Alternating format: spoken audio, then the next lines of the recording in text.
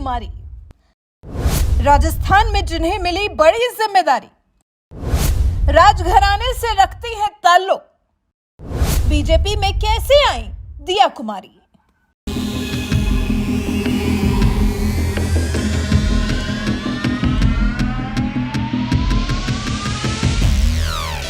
राजस्थान में नई सरकार का गठन हो गया है। भजन लाल शर्मा नए मुख्यमंत्री बने हैं, तो वहीं दिया कुमारी और प्रेमचंद बैरवा ने राजस्थान के डिप्टी सीएम के पद की शपथ ली है। चर्चाएं तो दिया कुमारी के नाम की पहले मुख्यमंत्री बनने की भी थी, लेकिन बाद में भजन लाल शर्मा को सीएम और दिया कुमारी को बीजेपी आलाकमान ने डिप्टी सीएम का पद दिया है। राजस्थान की रियासतों का राजनीति में बहुत प्रभाव दिखाई देता है, यह अपने आप में खास महत्व रखता है। ऐसे में दिया कुमारी को डिप्टी सीएम पद देकर पार्टी ने राजघरानों को सत्ता में जगह देने की अपनी परंपरा को बरकरार रखा है। लेकिन सवाल यहाँ ये उठता है कि राजघराने से आने वाली ये दिया कुमारी है कौन। दिया कुमारी ने विद्याधर नगर विधानसभा सीट से प्रचंड जीत हासिल की है। चुनाव आयोग की तरफ से जारी आंकड़ों के मुताबिक दिया कुमारी को 1,58,516 वोट मिले हैं। दिया कुमारी का संबंध राजस्थान के एक राज परिवार से है। उनके दादा मान सिंह टू जयपुर के अंतिम महाराजा थे। आजादी के बाद इस साम्राज्य का विलय भारत में हो गया था। जयपुर की राजकुमारी दिया कुमारी स्वर्गीय ब्रिगेडियर भवानी सिंह और महारानी पद्मिनी देवी की बेटी है। 10 साल पहले दिया कुमारी ने राजनीति में कदम रखा था। साल 2013 में पहली बार सवाई माधोपुर से विधायक चुनी गई थी दिया कुमारी। दिया ने इस साल 2019 में राजसमंद से लोकसभा का चुनाव भी जीता।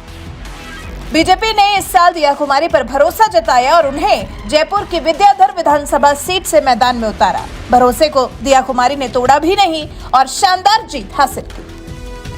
अपने माता पिता की इकलौती संतान होने के कारण दिया कुमारी अपनी दादी राजमाता गायत्री देवी की देखरेख में पली बढ़ी है। चलिए अब दिया कुमारी की शिक्षा की भी बात कर लेते हैं। दिया कुमारी ने अपने चुनावी हलफनामे में बताया है कि उन्होंने लंदन से पढ़ाई की है। एफिडेविट के मुताबिक साल 1989 में लंदन से fine arts decorative painting diploma और पार्सन्स आर्ट एवं डिजाइन स्कूल से पढ़ाई की है। जयपुर की एमिटी यूनिवर्सिटी से उन्होंने डॉक्टरेट की उपाधि भी प्राप्त की है। चलिए अब दिया कुमारी की निजी जिंदगी भी जान लेते हैं। दिया कुमारी की निजी जिंदगी। राजस्थान के नए उप मुख्यमंत्री दिया कुमारी की साल 1994 में नरेंद्र सिंह से शादी हुई थी। करीब 1.5 दशक तक ये रिश्ता चला भी। उसके बाद साल 2018 में तलाक हो गया। दिया कुमारी के 2 बेटे हैं और एक बेटी है।